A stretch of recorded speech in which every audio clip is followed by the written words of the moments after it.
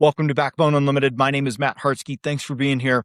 Today, we're going to cover probably the number one question I get at least every couple of days, and that is what's in my pack, right? And I'm going to extend it just a little bit further, kind of tell you about what's on my body a little bit. There are a few things that we're going to exclude from this, so we'll get those out of the way right away. I don't have water in here. I don't have anything beyond some basic snacks or high energy type things that just live in my pack all the time. I kind of add those, right? Obviously, from a freshness standpoint, we still have a few weeks before we leave on our first elk hunt. So not a lot of food in the pack, right? Depending on the temperature and what the weather forecast is, I would probably have a good quality hoodie at least in the pack if I didn't wear it on it, if it wasn't cold enough to wear it on a daily basis. So for me, that's going to be the Spika Terra Puffy. This thing is outstanding, and with all the Spika gear, that's the brand that I work with. We tested these guys out before they ever gave us anything. We spent our money on it to test it out and see whether we were going to like it, see whether it was going to hold up, and it is unbelievable. And I'll tell you, the selling point for me and for all of the people that I know who buy Spika is it is blue collar pricing. You are paying for the exact same quality that you would from many of the other manufacturers. I've run the top name gear brands for many, many years, and this holds up every bit as well. It performs for me, but you're paying a fraction of the cost. This in the solid color, in a solid green right now, is $125 on sale. Show me where you can get that kind of value. It's incredible. So the Spika Terra Puffy is what would be in my pack if it called for it. Now, I've got the pack on that I'm going to be using this year just so that you can see it, and I can talk a little bit about why I have this one. And I've used a lot of the packs that are out there, the major manufacturers, the biggest players in the hunting industry. I've had them, tried them, sold them. Some of them I still have as backup packs, but this year I'm running the Eberlestock. This is the mod frame, and the reason that I'm running the mod frame, there's a couple of big ones for me, but one of the biggest ones is you can see how high this hip belt sits for me. And I've struggled to have a full frame, not a day pack, but a full frame pack that can actually carry 100 pounds in it, not push down on my hip flexors, right? No matter how I've tried to situate them, I end up with hip fatigue, but look how high those suckers are above my hips right here, right? And when we talk about having pack weight on the hips, which is what you want that riding down like on the iliac crest, like the top of the hips, not down here on your hip flexors that's going to kill you after you've packed meat for a mile, right? Or packing into the backcountry and you've got your camp and your hips and legs are wore out from struggling with fighting where that pack hits you, right? So love where this guy rides on me. You'll also notice, look at those load lifters on here getting off your shoulders. Holy smokes, they are high, right? I love that about this pack. I love high load lifters when I've got weight in there and I can cinch that down and get that weight pulled up on there. It just rides so nice on the middle of the back, and especially in the combination of having the hip belt up a little bit higher, man, you're talking about some serious weight distribution where it needs to be. Those are the two primary reasons why I love this Eberlestock mod frame, but the other piece of that is in the name mod, the mod frame. It is just so configurable that I can attach any kind of pouch and bag to this guy, any kind of configuration. Why this Eberlestock pack and not another Eberlestock pack? Well, because for me, even though they use the same frame on all those new Eberlestock packs that you see advertised out there, the mod frame has extra straps going down the front of it where the meat shelf is there. So for me, it all has to do with the attachments around the meat shelf in the front. So instead of having a dedicated metal shelf, this one has the material in there, but it has multiple attachment points and multiple straps coming across there that none of the other models have. And even the other best packs across the industry do not have that many attachment points. And that's one of the things that I've found that I I have really needed in the backcountry,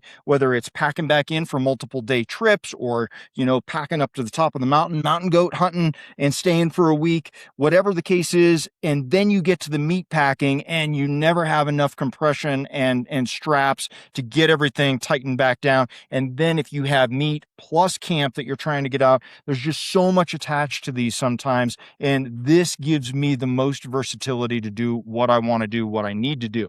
So that is the pack.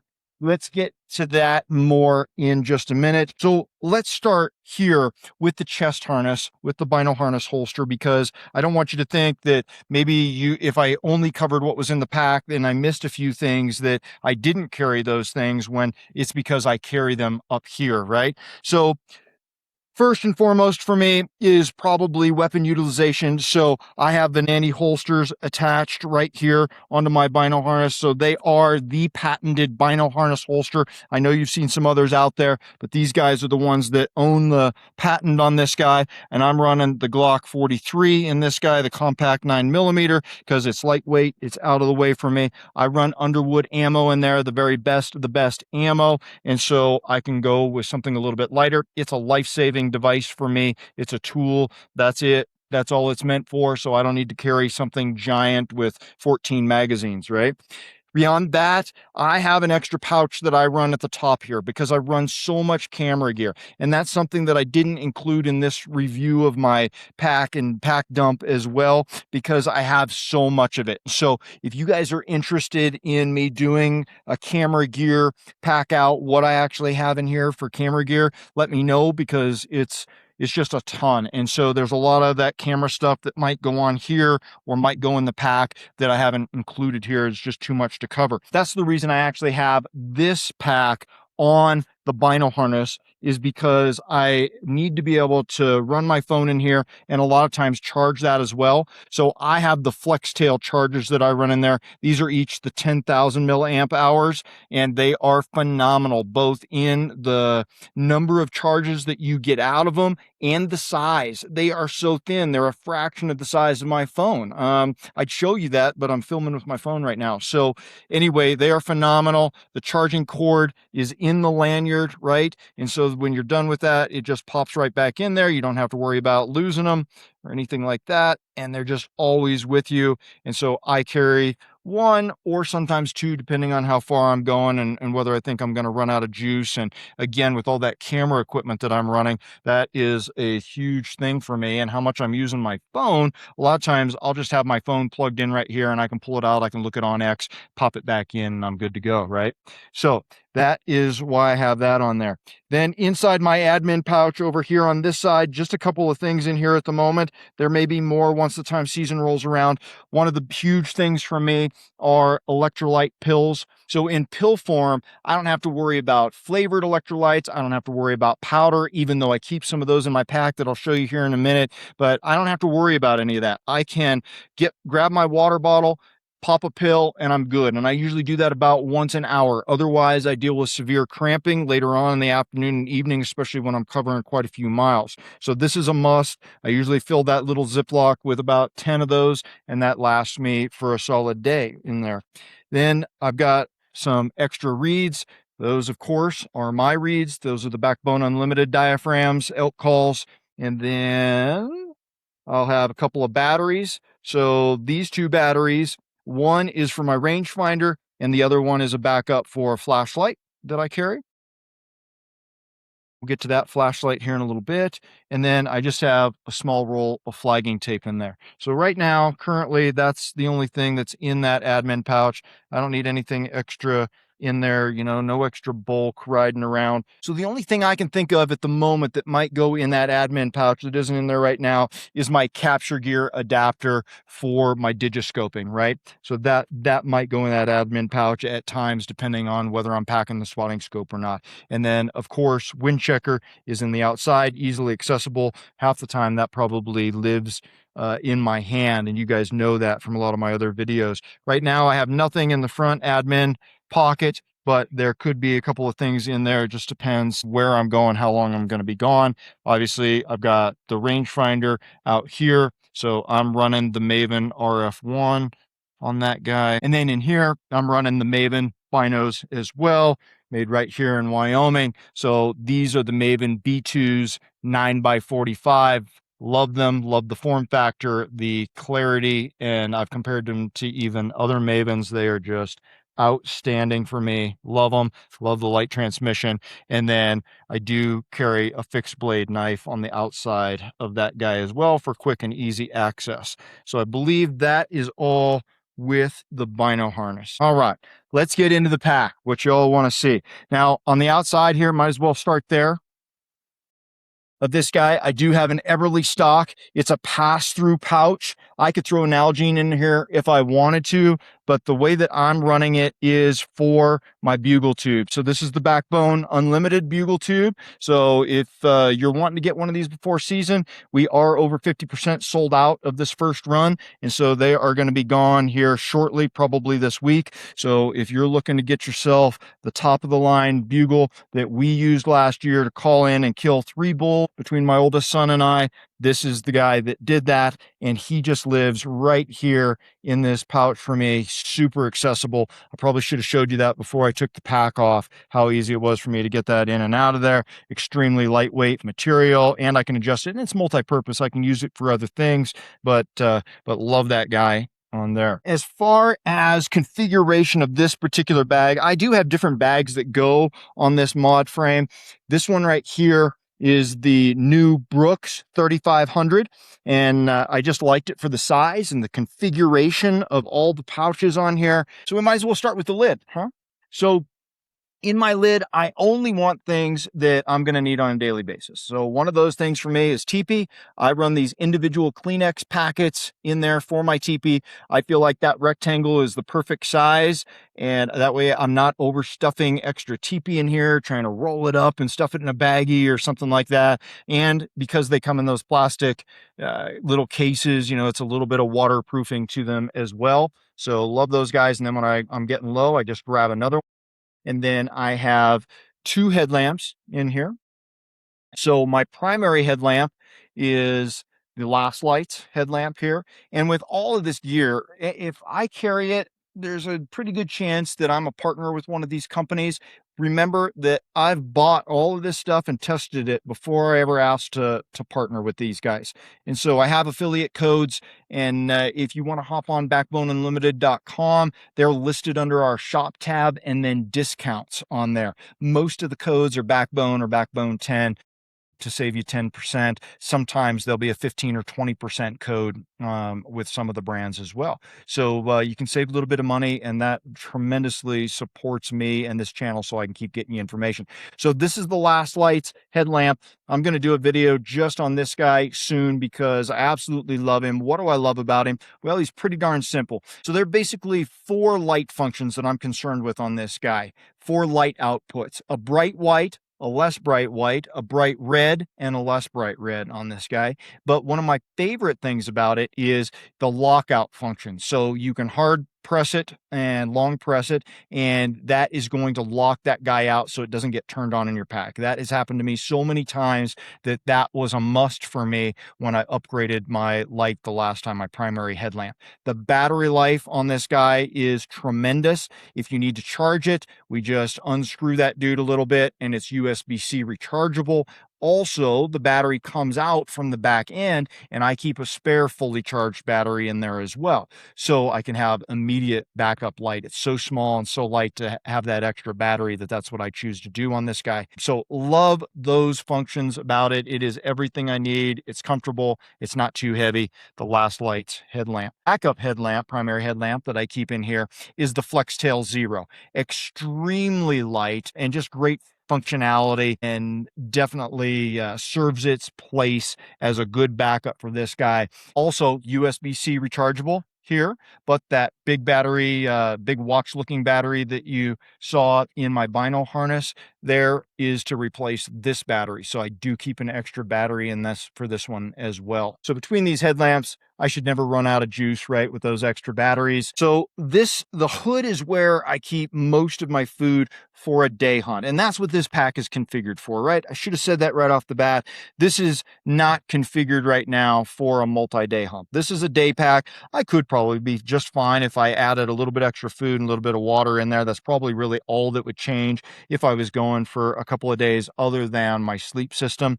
But this is configured for day pack, right? So I'm going to throw some food in there, the amount of calories that I would need for a day. If you need help figuring out the amount of calories that you need per day in the backcountry, hit me up. I can do that for you. Our nutrition plans are built for both preseason and during your hunt, on hunt nutrition plans. So just let me know and I can help you calculate exactly what you need there. So inside this bag is mainly my snacks or high energy foods that never really leave my pack. I just replenish them, and this kind of stuff stays in here all the time. So I have a Transparent Labs protein bar.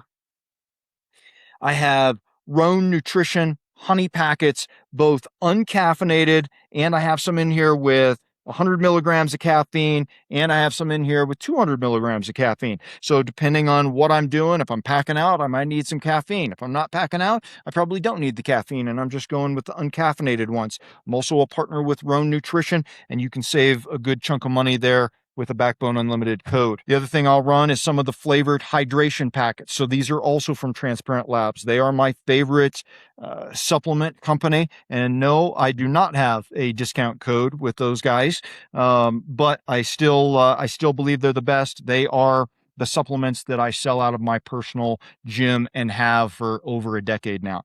One of my favorite products, food-wise, nutrition-wise, in the backcountry are Scratch Labs Energy Chews. I think these are the cleanest, healthiest energy chews you can get, and they are by far the best tasting. I mean, these suckers just, whoo, they just make you happy out there. I'll tell you what, when you pop one in, you're just happy. A lot of times, if I'm doing a long climb, and especially during pack outs, we'll just throw them in a pouch or a pocket, and you just chew and suck on one while you're suffering, and it makes the suffering better. So Scratch Labs, I typically get these on Amazon, and on that discount page on backboneunlimited.com, if you care to support me on Amazon as well, there's an Amazon store where I've listed all this stuff that I don't partner with per se, is listed under those Amazon links on there for you. So let's stay on the outside here. I think we've got one more outside pocket, and this is going to be my bow kit, right? So my backup bow stuff. So I have a release, the Cobra, exactly the same as the regular release that I shoot.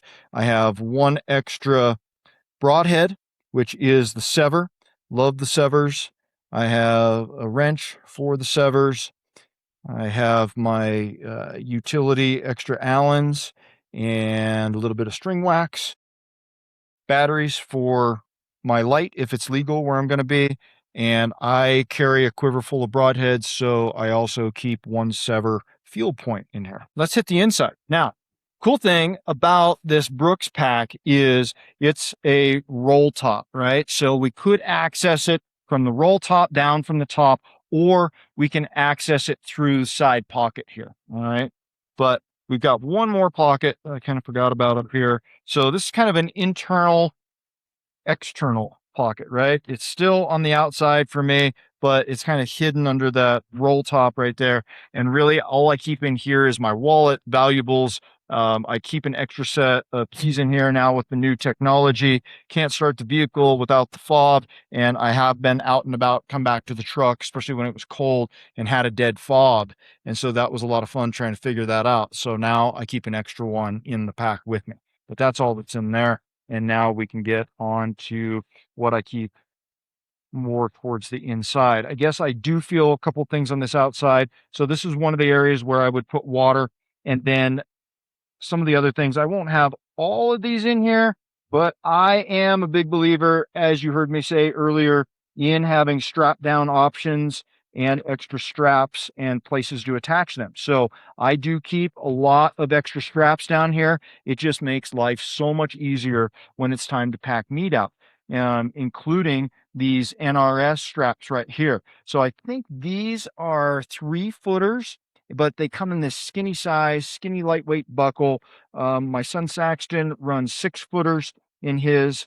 I haven't decided whether I need to go with 6-footers or not at this point. So anyway, lots of extra straps live in the pack. Just going to access the inside here from this side zipper pouch. Like I said, we could get in there. So I don't have a ton in this pack. Again, it's a day pack configuration, right? So if the weather gets cold, there may be some extra things in here, but for right now, it's in day pack. It's ready for the opening season in Idaho on August 31st, and it's just ready to go for me there, other than adding food and water. So you will find a rain jacket in here most of the time for me. This is the Spika Edge. It is absolutely phenomenal piece of rain gear, and you will absolutely not find a better price for an extremely waterproof and durable jacket that is absolutely loaded with features and extra pockets and all the taping and everything that you would expect from a high caliber rain jacket. Love the Edge rain jacket, and so that will live in there. Depending on the weather, I might also throw the pants in the bottom of the pack as well. And then in the very bottom of the pack is going to live my kill kit. So you'll notice that I'm running a lot of the Eberlestock bags to compartmentalize my stuff. I love their bags, both the roll tops and these individual zipper bags, because they are extremely lightweight, they're extremely tough, and they're waterproof, right? So this is my kill kit. Might be some things in here maybe that you wouldn't expect, might not be. Maybe, I've seen some guys put all kinds of stuff in here that go in my possibles bag that they keep in their kill kit. So it just depends on what configuration that you want to run. This is what has worked for me after 34 years. So if you don't see it in here, it's probably coming up in the possibles bag. So one of the things that I highly recommend is that you have a lightweight tarp, big tarp, that has multiple attachment points on it. This is at least 2 uses, maybe 3 for us, depending. But what I would say is used for primarily is as a ground sheet, right? When you're trying to peel back those hind quarters, a lot of times, you're getting really close to touching the dirt back there. So I like to stuff this guy in under there, under the back straps. If I happen to slip and drop something on there, it stays clean. So I primarily use it for a ground sheet. However, when it's hot and sunny and we don't have the best shade situation, we will also set these tarps up and create our own shade for that meat. And you will be extremely thankful that you have one, or that everybody in the party has one when it comes time and you're looking around trying to find shade, or you're packing trips out, and an hour and a half, 2 hours, 3 hours later, you're coming back and the sun has shifted and maybe that meat's not in the shade anymore. Those are the 2 primary purposes for this. And then obviously it would be emergency shelter if we needed it. And then I have licenses, tags. I don't need to take those out and show you. So tags plus a permanent. I've got a thin fine point Sharpie in there for filling out those tags. Up next in the kill kit is where I keep my quick clot and a small tourniquet. So this is a Snake Staff Systems tourniquet. So it's on the small side. And while it's not a cat, I have dozens of cat tourniquets stuffed in our vehicles and around. This is highly rated. It is rated just as well as a cat, even though it's on the smaller size, in terms of being able to function properly and function exactly the way that it's supposed to when you need it. This guy is all you're going to need in the backcountry, and it just saves me some size and some weight and some bulk, right? And so that guy, along with that one package of Quick Clot, lives in here. And then I have another Ziploc, has a couple of gloves in here. It's got extra blades for my outdoor edge. I carry the outdoor edge because it's a thicker, heavier duty blade. I've never broken one of these. However, my dad was a tanner, owned a tannery for over 30 years, tanned for taxidermists all over the country. So we were one of the first people that actually started carrying the Havalon scalpel blades before there were any of the other brands around that had replaceable blades. The problem is when you're doing an elk in particular, they're just tough. I mean, you could even just be skinning out the hide or whatnot and try to get down in there, and you could snap one of those Havalon scalpel blades, one of the thin ones that is what most people use for their replaceable blades. Um, I will sometimes use it if I'm caping an animal out, but I really don't even need it for that anymore. I've done so much of it that I'm just fine with the replaceable outdoor edge. It's a thicker, heavier duty blade. I've never broke one that's cranking on joints or trying to get skulls off. And so I love those guys. And generally, I can get an elk done in 2 to 3 of these blades from those outdoor edge. So that is what I choose to carry there. I keep a separate, very clean gallon bag here. This is probably going to be my heart and tenderloin bag. And then I run Spika game bags. These are also phenomenal. So this is one of the small ones. So I would only be running, like my tenderloins and maybe, after the heart was put in the bag and back straps in a bag this size, but I have the full size bags in here as well. Heavier duty material that doesn't feel like it's going to tear, right? So it's a very quality material, but yet still extremely lightweight. And I love that they've got reflective tabs on them as well. So love the Spika game bags. That is my kill kit. Moving on. The next piece of gear that lives in my pack year round, doesn't come out no matter what I'm doing. Leki trekking poles. I love these ones because they are collapsible. And having used a ton of trekking poles over the years, the last 20 years probably, I've been using trekking poles all the time, especially when I'm packing out. They are always part of my pack out process.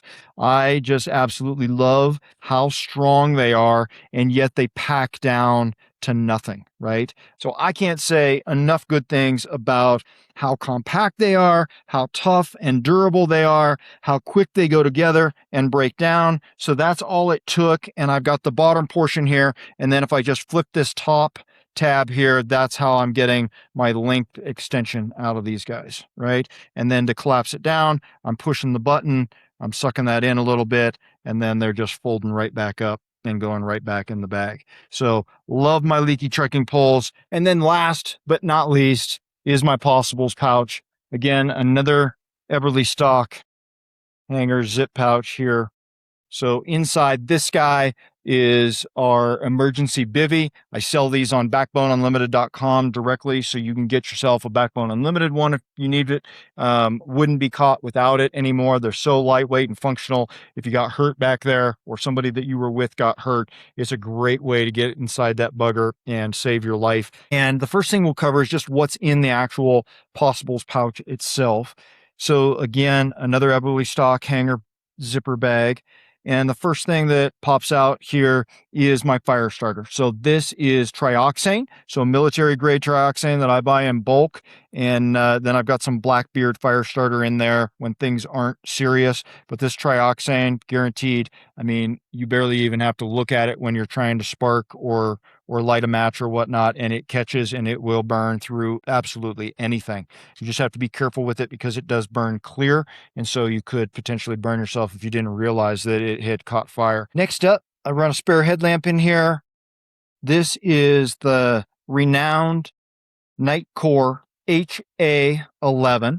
And I really like this guy. It has white and red functionality to it as well. And I like that it's a different battery option. It runs off of one AA, everything that I would ever need to get by off of a backup headlamp. And it's super easy for me to be able to just replace that AA at the beginning of the season. And then it just lives in there and it's fine for the rest of the season.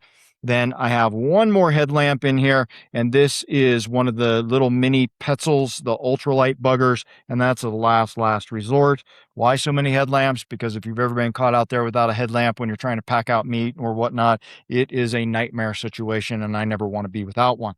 And then we've got a little bit more to go along with the fire starter. Probably should have grabbed this next, but I usually try to keep 3 ways to start a fire. So this is the Exotac Sparker, and I'm not going to fire it, but it puts out an incredible amount of sparks for something so small.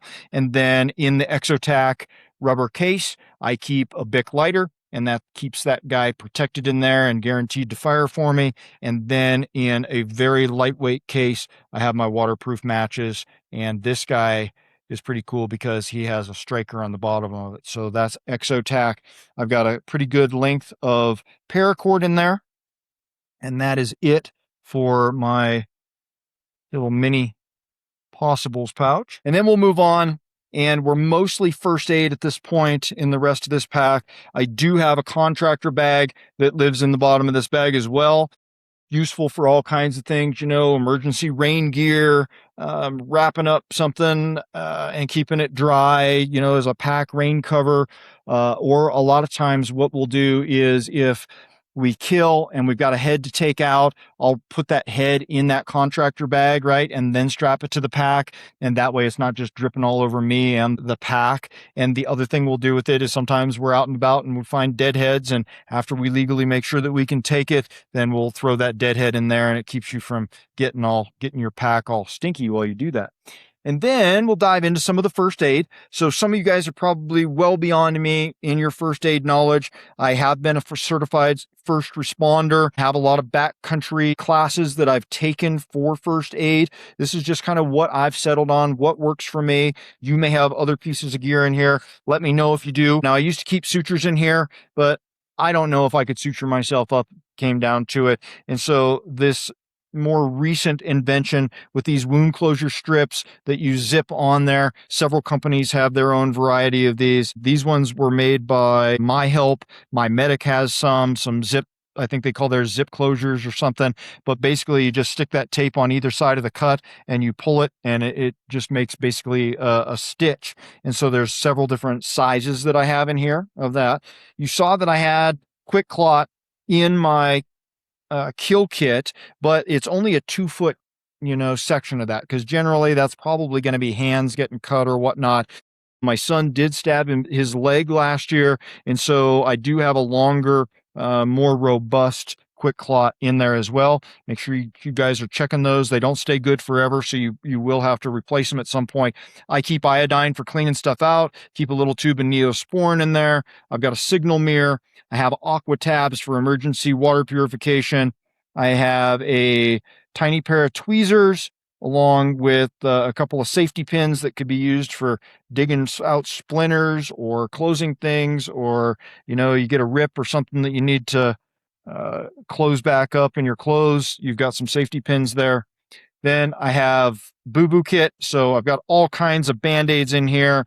One of the coolest things that I've come across in a while, I've got some pretty robust Band-Aids in here from like New Skin, I believe, makes them, and they work really well. But one of my favorite things is to add KT strips into your pack because they are so thin. And now they sell these little ones that come in tiny little strips here. You can cut them into whatever configuration that you want. I'll go ahead and take it out. I wasn't going to, but I want you to be able to see these little buggers. So I have some bigger, longer ones in here, but then I've got these, they are just so thin and they're so sticky. So if you put a Band-Aid on and then you wrap KT tape around it or a blister and you put KT tape over it, it is not coming off until you get out of the woods for sure. But you can still function. It's so thin that it functions so much better than trying to wrap your finger with some kind of tape or whatnot. And then in addition to that kind of stuff, I also do keep KT blister patches. So these are thicker. They're specifically for blisters. And then some heavier duty. If I had heel blister or something like that, I do keep some heavy duty Moleskin in right there. And that Moleskin also doubles up to quiet things down on your bow, or something comes apart on your bow in terms of the stuff that needs to stay quiet with your rest. And you've got a way to quiet that back down if you need to.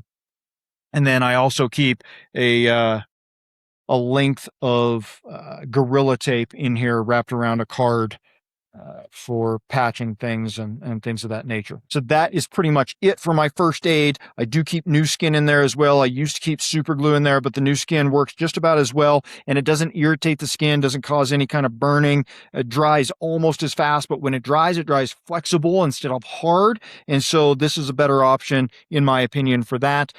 Sometimes I will also have some different kinds of medicines in there, right? I'll have Advil in there and some Tylenol.